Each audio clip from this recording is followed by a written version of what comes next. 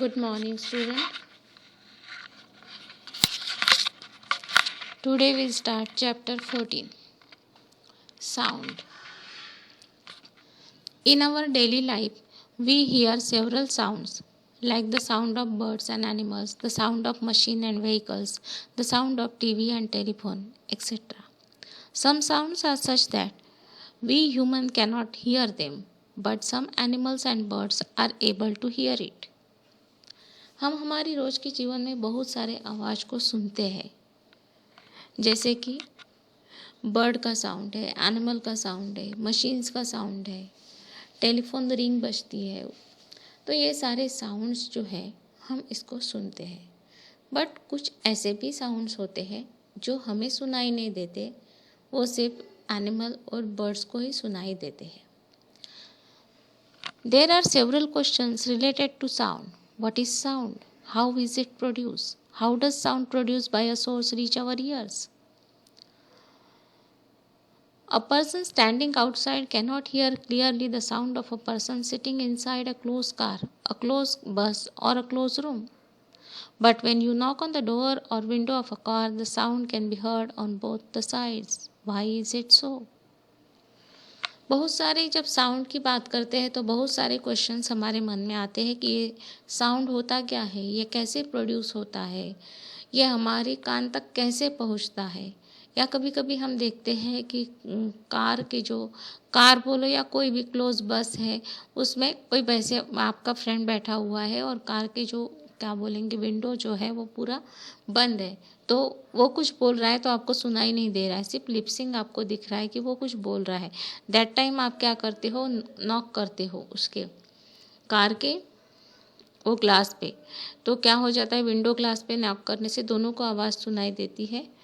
तो ये आपको आवाज़ उसको भी सुनाई दी और आपको भी सुनाई दी। बट वो जो बोल रहा था, the person sitting inside a close car, you can't hear his voice, आपने उसका आवाज़ नहीं सुना।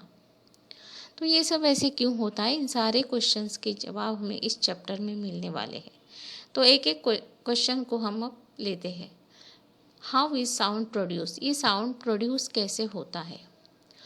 वन एक्टिविटी इज गिवन, आपको क्या करना है, टेक 1 मीटर स्केल, आपको 1 मीटर स्केल लेना है।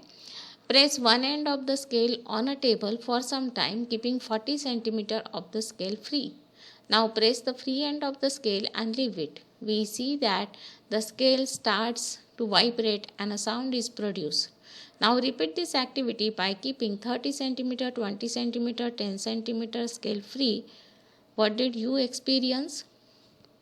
Does the length of the scale left free affect the sound produced? What you have to do, you have to take a 40 centimeter of the scale. आपको एक 40 centimetre का scale लेना है, जो बड़ा वाला स्केल नॉर्मली आप यूज़ करते हो लाइंस ड्रॉ करने के लिए या ज्योमेट्री में, तो वो स्केल को लेना है और उसको एक टेबल के ऊपर रखना है। पहले आप क्या करोगे, 10 सेंटीमीटर जो है ना उसी को बाहर रखोगे टेबल के, बाकी 30 सेंटीमीटर स्केल जो है आपका पूरा टेबल पे रहेगा और उसको क्या करोगे, वाइब्रेट करोगे तो एक साउंड आपको सुनाई देगी। फिर आप क्या करोगे, 10 की जगह 20 सेंटीमीटर क्या होगा, आधी स्केल टेबल के बाहर वाला हिस्सा, जैसे यहाँ पे आप लोगों को दिख रहा होगा।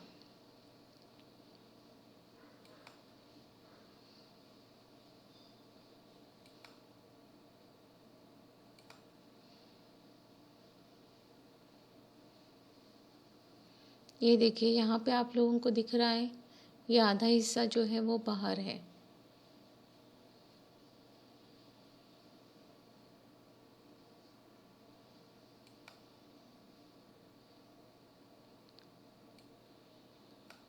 और आधा टेबल के ऊपर है।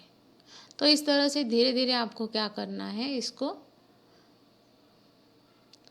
बढ़ाते जाना है। मतलब 30 सेंटीमीटर बाहर रहेगा और सिर्फ 10 सेंटीमीटर ही टेबल के ऊपर रहेगा। फिर से आप वही प्रोसीजर रिपीट करोगे, उसको वाइब्रेट करोगे और उसकी साउंड को सुनोगे। तो क्या आपको सेम आवाज़ सुनाई दी? आपने जो भी आवाज़ सुनी वो क्या सेम थी? या आप, this experiment very simple experiment, you do it at home, आप इसको कर सकते हो, राइट ना। Then second activity is given, what you have to do, tie a metallic wire tightly between two hooks and note that there should not be any knot in the wire. आपको इस तरह से क्या करना है, wire को दो string से बांधना है, हुक से बांधना है, बट इस तरह से बांधना है कि इसके बीच में कोई नॉट यानी गठान नहीं रहेगी, वो एकदम स्ट्रेट रहेगा। एंड वाइब्रेट इट, और उसको वाइब्रेट करोगे तो आपको डेफिनेटली आवाज़ सुनाई देगी। आप जब उसको अपनी फिंगर से वाइब्रेट करोगे तो ये जो आपने आवाज़ सुनी, क्या ये पहली वाली एक्टिविटी की आवाज़ और ये आवाज़ सेम थी या डिफरेंट थी? Then another activities given, take a tuning fork. ये आपका ट्यूनिंग फॉर्क है, इसको बोलते हैं tuning fork.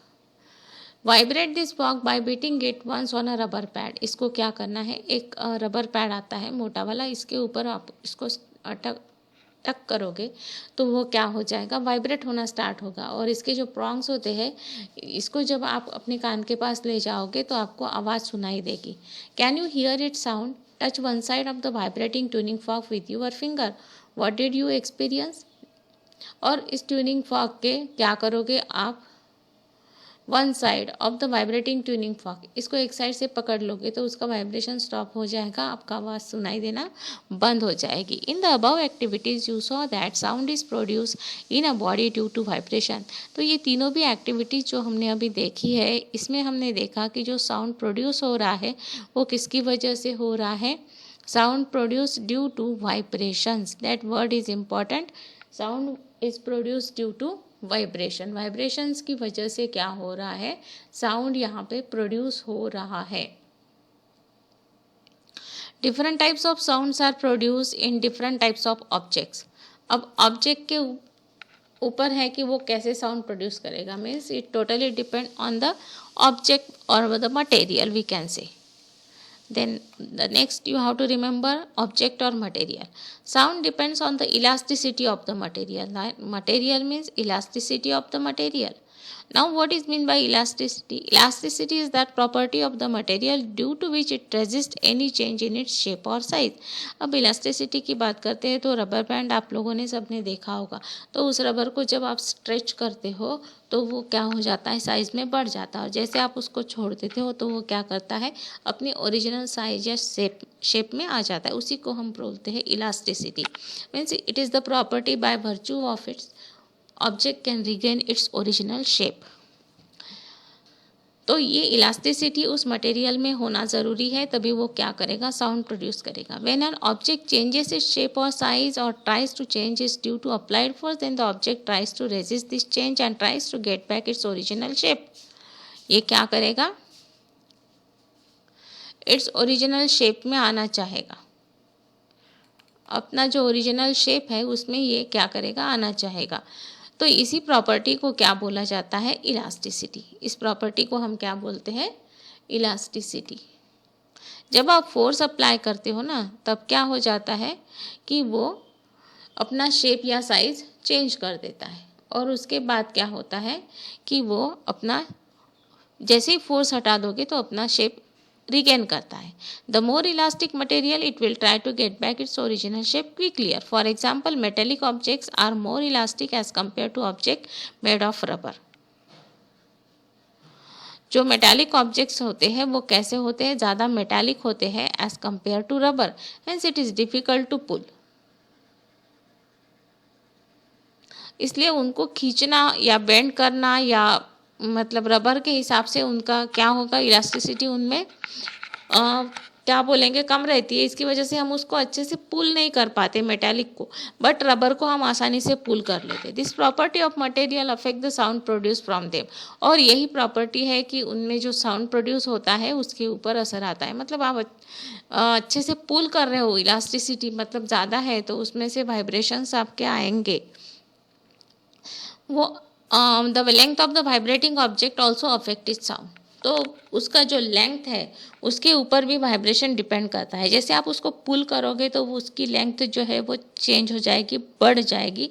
Due to increase in length vibration setups produce different sound. और मेटल की बात करते हैं तो उसको आप पुल ही नहीं कर पाते हो ज़्यादा, तो उसमें से वाइब्रेशंस आपको क्या होगी, इतनी अच्छे से सुनाई नहीं देगी।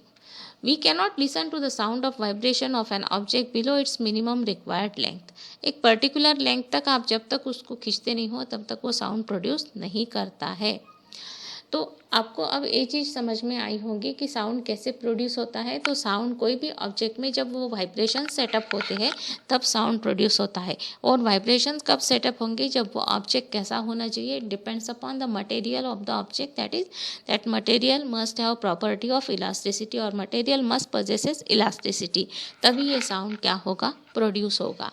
Now next question is how does sound reach अस, हमारे कान तक ये साउंड कैसे पहुंचता है।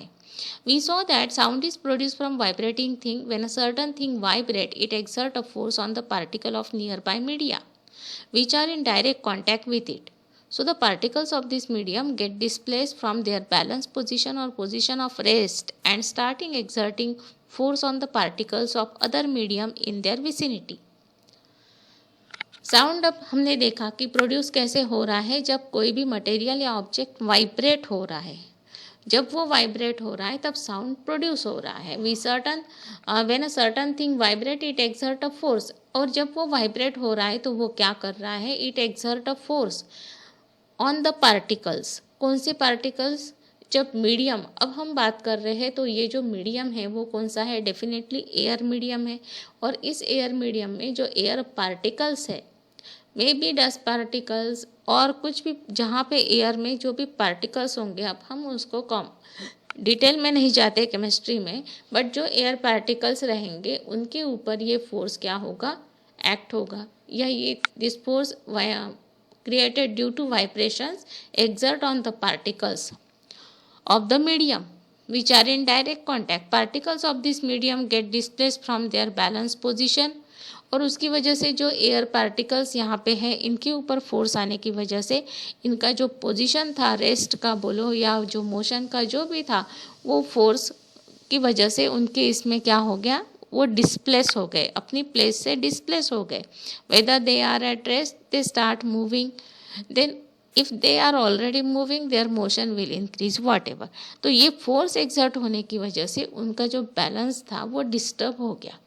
They start exerting force on the particles of other medium in the vicinity, और फिर क्या हो गया, वो उनकी पोजीशन डिस्प्लेस होने की वजह से बाजू वाले का जो उसके बाजू वाला जो पार्टिकल है उसके ऊपर भी फोर्स आ गया। वो इस तरह से ये फोर्स क्या हो गया, पास होते गया from one particle to another particle. After displacing the nearby particle, the initial particle get back to their original position, and in this manner energy get transferred from one particle to another and sound travel forward. This same process continue until sound reaches our ear. अब होता क्या है, जैसे हम लोग कई बार देखते हैं कि वो पास कौन सा, तो वो गेम आप लोग खेलते हो तो ना, पास वाला, जिसमें एक से दूसरे, दूसरे से तीसरे, तो आप लोग उतने समय तक अपना पोजीशन जो है वो चेंज हो जाता है जब आपके पास वो ऑब्जेक्ट आता है, और फिर आप दूसरे को वो ऑब्जेक्ट दे देते हो तो आप वापस अपनी पोजीशन में आ जाते हो। तो इसी तरह से ये जो क्या करते हैं, पार्टिकल्स एनर्जी को ट्रांसफ़र कर रहे हैं वन पार्टिकल से another. Suppose 10 students are standing in a line, और उनको दिया गया, मैडम ने एक बुक, और बोला गया कि लास्ट स्टूडेंट तक इसको देना है विदाउट चेंजिंग योर प्लेस। तो आप क्या करोगे, फर्स्ट से सेकेंड, सेकेंड से थर्ड, थर्ड से फोर्थ, इस तरह से वो बुक क्या होते जाएगा, अपना पोजीशन चेंज करते जाएगा। बुक तो पास हो जाएगा, बट स्टूडेंट जब वो बुक लेगा तब उसका पोजीशन चेंज होगा, दूसरे को देगा तब भी चेंज होगा। And once you have given book to your friend और नेक्स्ट स्टूडेंट, देन आपका पोजीशन जो है वापस वैसा ही आएगा जैसे आप खड़े थे। तो इसी तरह से ये पार्टिकल्स क्या करते हैं, एनर्जी को ट्रांसफ़र करते हैं without moving from the original position. वो उसी पोजीशन पे वाइब्रेट होके एनर्जी को ट्रांसफ़र कर रहे हैं, और ये प्रोसेस कब तक चालू रहता है, जब तक हमारे कान तक साउंड प्रोड्यूस या साउंड नहीं आता है, जब तक हमें आवाज़ सुनाई नहीं देती है। तो क्या हम साउंड को एक वेव बोल सकते हैं? इस sound a form of wave, यदि ये पार्टिकल्स क्या हो रहे हैं, वाइब्रेट हो रहे हैं और एनर्जी ट्रांसफ़र हो रही है, तो साउंड को हम वेव बोल सकते हैं। नाउ इन थर्ड एक्टिविटी हमने क्या किया था, इस ट्यूनिंग फॉर्क को वाइब्रेट किया था। द आर्म्स, इसको क्या बोलते हैं, ये आर्म्स है, इसके आर्म्स, प्रॉन्ग्स। तो जो भी इसके आर्म्स है, इसको आप क्या करोगे, वाइब्रेट करते हो। The arms of the tuning fork start to vibrate towards left and right respectively. When they vibrate towards left they create an area of high pressure.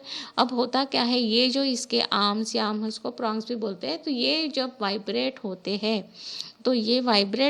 तो ये जब लेफ्ट साइड में वाइब्रेट होते हैं तो क्या होता है, they create area of high pressure. Left में क्या होता है, हाई प्रेशर। यहाँ पे देखोगे तो ये हाई प्रेशर है पूरा। By pushing the particles of air surrounding it and this air is called compression और this area is called compression. तो यहाँ पे सी फॉर कंप्रेशन है और यहाँ पे देखोगे तो सारे पार्टिकल्स क्या हो गए, कंप्रेस हो गए, पूरे दब गए हैं। फिर उसके बाद एक एरिया आता है, वो क्या करते हैं, रिटर्न बैक अपनी ओरिजिनल पोजीशन पे आते हैं। तो वो एरिया डेफिनेटली कैसा होगा, लो प्रेशर, और उसको हम बोलते हैं rarefaction. Rarefaction denoted by letter R. तो region of low pressure and region of high pressure, region of high pressure is called compression and region of low pressure is called rarefaction. तो series of compression and rarefaction in vibrating tuning fork. ये tuning fork में जो रेरिफैक्शन और compression हो रहा है, इसको diagram के थ्रू हमने देखा अभी। When a tuning fork vibrate continuously a series of compression and rarefaction is form in air and this compression and rarefaction form a wave which transmit through a medium. इस तरह से ये जो compression और रेरिफैक्शन alternate form होते जा रहे हैं, ये क्या करते हैं, एक वेव का रूप ले लेते हैं, फॉर्म अ वेव, और वो क्या करती है, वेव ट्रांसमिट होती है थ्रू अ मीडियम। उस मीडियम से मे बी वाटर हो चाहे एयर हो, डिपेंड, तो जो भी मीडियम है उससे क्या होती है, ये वेव ट्रांसफ़र होती है। As energy is transfer from one particle to another during the transmission of sound, therefore sound is a mechanical wave. Sound को हम क्या बोल सकते हैं, एक मैकेनिकल वेव, क्योंकि यहाँ पे क्या हो रहा है कि एनर्जी ट्रांसफ़र हो रही है। और ट्रांसफ़र कैसे हो रही है, from one particle to another without moving particle, without changing position of the particle, they vibrate on their own position to and fro. नीचे ऊपर वाइब्रेट हो रहे हैं वो पार्टिकल्स और एनर्जी को ट्रांसफ़र कर रहे हैं from one particle to another. कैसे फॉर्म में ट्रांसफ़र कर रहे हैं, in the form of wave. वो वेव कैसे जा रही है, वो फॉर्म कर रही है कंप्रेशन और rarefaction, that is region of high pressure and low pressure. Point is clear. तो हम साउंड को एक वेव बोल सकते हैं।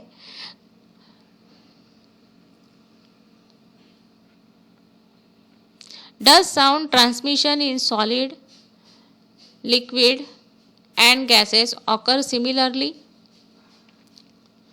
क्या साउंड जो सॉलिड, लिक्विड या गैसेस में हो रहा है वो सेम इसी तरह से होता है। इस एक्टिविटी को पढ़ने से पहले आप इसको, इस चैप्टर के यहाँ तक की एक्टिविटीज़ को अच्छे से पढ़ोगे। Read the chapter. Thank you.